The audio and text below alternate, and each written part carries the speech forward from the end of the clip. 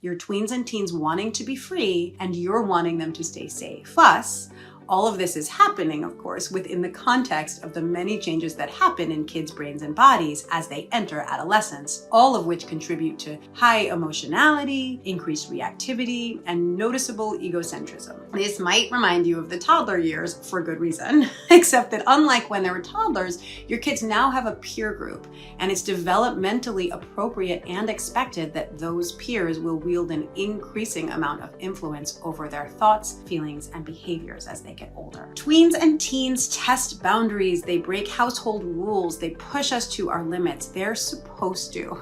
This is normal. It's what growing up looks like. And so you keep loving them deeply, unconditionally, while holding those boundaries intact. Now that we've talked about what to expect as your tweens and teens begin to make their own decisions and find their own paths, let's talk about how you can handle this tough transition, including the conflicts that will inevitably arise in a mindful, intentional way. Here are the top 5 principles to keep in mind. 1, the goal is to keep communication open, not shut it down. You are playing a long game. Building bi-directional trust is the most important thing you can do, period. 2, quit taking it personally. Remember that parenting is not about eliminating the ruptures between you and your child, but about experiencing them and then repairing them. The rupture and repair process is how our connections with our tweens and teens deepen and strengthen over time. 3, home is a place where all feelings are okay, yet all behaviors are not. Your tween or teen needs the space to express anger and frustration, and also needs to know that there are more and less appropriate ways to do this.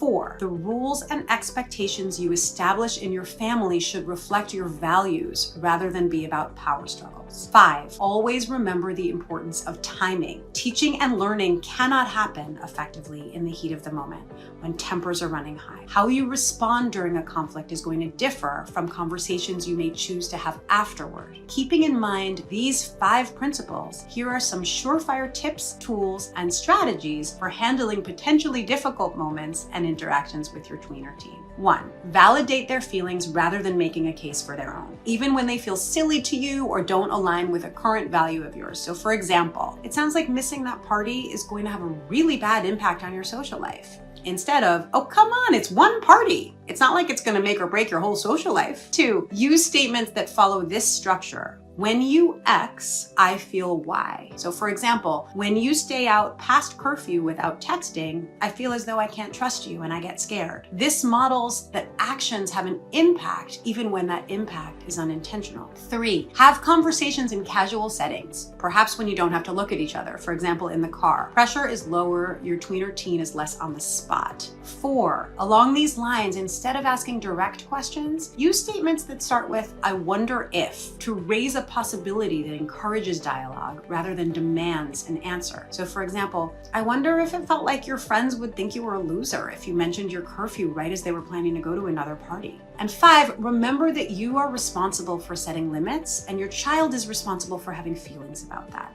Just because you set a limit does not mean your child is not allowed to feel angry or frustrated. And just because your child is angry or frustrated does not mean you've set the wrong limit.